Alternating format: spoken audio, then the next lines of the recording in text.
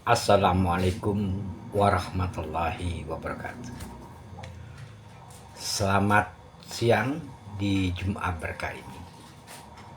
Dengan saya Gusar Legend, semoga selalu dalam lindungan Allah SWT. Salawat dan salam kepada junjungan kita Nabi besar Muhammadin SAW. Oh ya sahabat-sahabat, kalau kita melihat, kita dengar berita di mana-mana sekarang terjadi banyak bencana. Di Yunani, dari mulai Sabtu sampai sekarang, satu pulau itu mengalami gempa 1400 kali. Di Lampung ini hari, begitu juga Sukabumi dan sebagainya. Artinya, itu alam sudah tidak bersahabat dengan manusia yang ada di atasnya. Menurut analisis, kenapa alam tidak bersahabat? Karena manusia di seluruh dunia ini hampir-hampir tidak mengenal dirinya atau mengenal jati dirinya.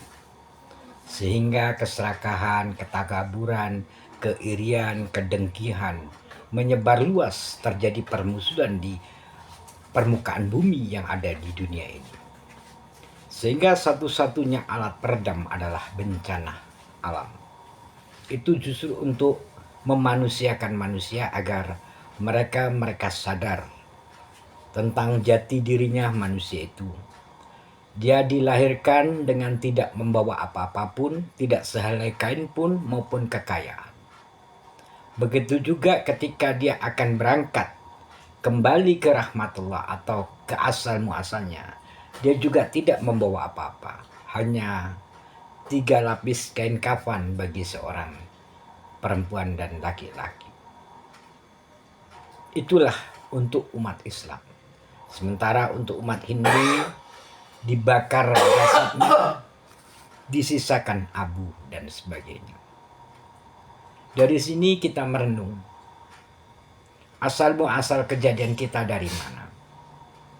Ada orang mengklaim diri keturunan Nabi. Ya, boleh-boleh saja. Tapi pada hakikatnya, semua yang dikatakan itu tidak benar dan sangat salah semua. Pada dasarnya, manusia itu bentuk jasadnya terbuat dari saripati makanan, buah-buahan, binatang, dan sebagainya. Itu bentuk jasadnya. Cuma kelahirannya yang berbeda-beda. Ada yang dilahirkan di kota Malang, ada yang dilahirkan di kota Jakarta, ada yang dilahirkan di kota Amerika, ada yang dilahirkan di kota Baghdad, ada yang dilahirkan di berbagai belahan dunia. Kalau kita mengkaji, sebab manusia itu hampir-hampir tercipta dari saripati makanan, asal muasal jasadnya ya. Contohnya begini. Orang tidak ada satupun manusia tercipta langsung nongol dari tembok atau batu, jarang. Rata-rata diciptakan dari sel sperma dan sel telur dari ibu bapak. Sel telur ibu dan bapak itu berasal dari kekuatan saripati makanan yang dia makan. Saripati makanan berkompetisi miliaran jadi sel sperma dan sel telur. Sebaliknya, saripati makanan itu dari makanan yang dimakan oleh orang tua, ibu dan bapak. Baik itu ada kambing dari Jawa, ada onta dari Mesir, bahkan ada makanan dari tumbuh-tumbuhan, baik itu gula, padi dan sebagainya. Itu berkompetisi miliaran, menang satu jadi sel sperma dan sel telur, berkompetisi lagi menjadi janin manusia. Itulah dari pohon-pohonan, buah-buahan dan binatang itulah berasal dari bumi yang diciptakan. Sebaliknya ada juga yang dari ikan-ikanan dari laut. Ini yang disebut dalam filosofi Islam, inna lillahi wa inna ilaihi rajiun. Asal kita berasal dari mana dan akan kembali kemana. Jadi asal akan kembali ke asalnya. Kalau Anda dulu terbuat dari saripati makanan, daun singkong, pasti suatu saat, entar ribuan tahun, entar ratusan tahun, Anda akan menjadi daun singkong kembali. Sebaliknya kalau Anda dari saripati makanan, baik itu kambing, ayam dan semua, nanti sekian tahun akan raga Anda berubah jadi ayam kembali. Itu dalam filosofi innalillahi wa inna ilaihi raji'un. Namun sebaliknya, ketika kita bicara sukma, roh dan nyawa, ini adalah asal muasalnya bukan dari zat materi yang ada, tapi dari zat al-haq. Zat al-haq itu terbuat dari Nur Muhammad, dan Nur Muhammad terbuat dari Nurullah. Jadi tidak ada roh dan nyawa ini diciptakan dari bahan baku yang wujud. Jadi diciptakan dari zat al-haq dan kembalinya kepada zat al-haq tersebut, sahabat-sahabat. Oleh karena itu, dengan berbagai fenomena yang ada di dunia ini, manusia suruh bertafakur. Jangan merusak alam, ya. Jangan bermusuhan, jangan saling dengki, jangan saling serakah dan sebagainya. Karena konsekuensinya alam akan bicara. Seperti kemarin kejadian di Amerika itu, kebakaran, saya sudah ingatkan kepada Donald Trump. Jangan gegabah.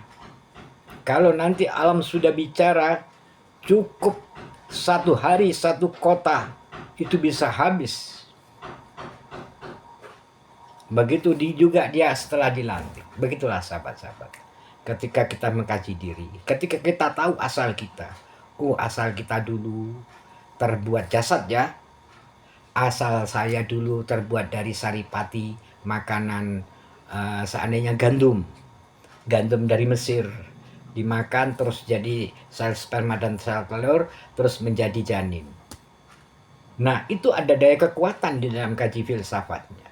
Filosofi innalillahi wa inna ilaihi raji'un akan kembali. Jadi ketika kita mengvisualisasikan bahwa zat tercipta pembuatan raga kita dari benda tersebut atau makanan tersebut, maka ketika kita visualisasikan menyatu dengan makanan dan berbagai macam itu, maka diri kita akan menjadi sebuah kekuatan. Makanya ada juga orang yang meninggal dimakan, matinya di laut, tidak sempat dibakar, tidak sempat dikuburkan. Mungkin dulu saripati makanan dari ikan-ikanan yang membentuk raganya seseorang itu, sehingga dia harus kembali ke alam lautnya. Itulah filosofi yang disebut innalillahi wa inna ilaihi raji'un. Kita dari mana asalnya dan kita akan kembali ke mana asalnya. Gitu. Jadi Tuhan memberikan verifikasi raga manusia ini hanya paling maksimal itu ya paling ratusan tahun. Itu pun terlalu ini. Tapi kalau sukma, jiwa, raga, nah ini memang prosesnya dari zat al-haq min nurullah. Nah, sementara manusia di dunia ini hampir-hampir sudah melupakan hakikat jati dirinya masing-masing, termasuk lupa akan sang pencipta alam semesta ini. Sehingga pasukan Allah yang bernama air, bumi, angin, api disuruh memberi peringatan bahwa itu semua adalah titipan yang harus dikembalikan ketika orang pinjam. Begitu juga kita ini dipinjamin nyawa, roh, sukma, jiwa dipinjamin. Suatu saat diminta kembali kepada yang punya, yaitu Allah Subhanahu wa Ta'ala Azza wa Jalla. Demikian para sahabat-sahabat renungan Jumat Berkah, agar kita menjadi tadabbur terhadap diri kita. Baik diri kita yang sudah menjadi pejabat atau rakyat biasa, apa manusia yang sudah kaya raya maupun yang belum punya. Pada hakikatnya semua akan kembali kepada asal muasal. Akhir kata, wallahul muwaffiq ila thoriq. Wassalamualaikum warahmatullahi